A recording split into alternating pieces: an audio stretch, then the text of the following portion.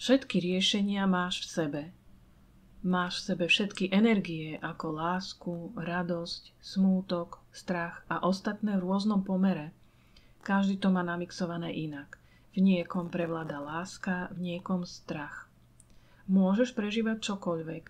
Vyber si, aké energie ťa budú tvoriť a tie začni používať. Ak chceš zažívať lásku, začni prejavovať láskavosť. Udržuj si pokoj a harmóniu. Daruj druhým úsmev. Úsmev je kúsok tvojho svetla. Dôveruj tomu, že to, čo budeš dávať, vráti sa ti späť. Už nemusíš prežívať ani v partnerstve odmietanie, ignoráciu, nesúlad, ak to v sebe nastavíš v božskom pokoji.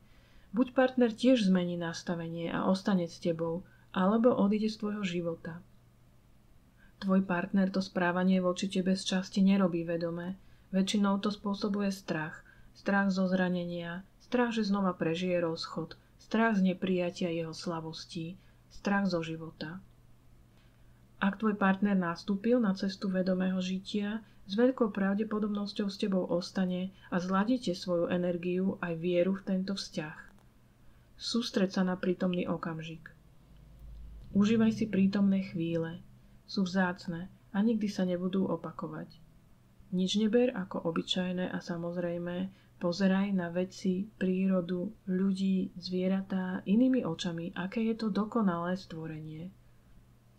Neustále zlaďuj svoje vnútro na pokoj a dôveru. Tak sa postupne zladí aj život okolo teba. Aj ty sa občas nechávaš rozladiť a preto cháp, že ešte nejaký čas aj ľudia, situácie v tvojom živote môžu byť občas rozladené. Stačí, že si to len v ten moment uvedomíš a vrátiš sa do svojho pokoja. Nájdi si niečo, čo ťa upokojí. Spomeň si na príjemnú chvíľu alebo niečo, čo ti robí radosť. Obrať svoju pozornosť. Svoje negatívne myšlienky obracaj na pozitívne. Preprogramuješ tým vzorce, ktoré utvárajú tvoj obraz o svete. Vždy, keď môžeš, spríjemňuj si deň vtipnými vecami a humorom. Čokoľvek smutné prežívaš, ver, že to pominie a prídu pekné chvíle. Keď sa ti chce plakať, nechaj slzy tiecť. A potom si uvedom, že si krásna bytosť, jedinečná, taký, ako ty už druhý na svete nie je.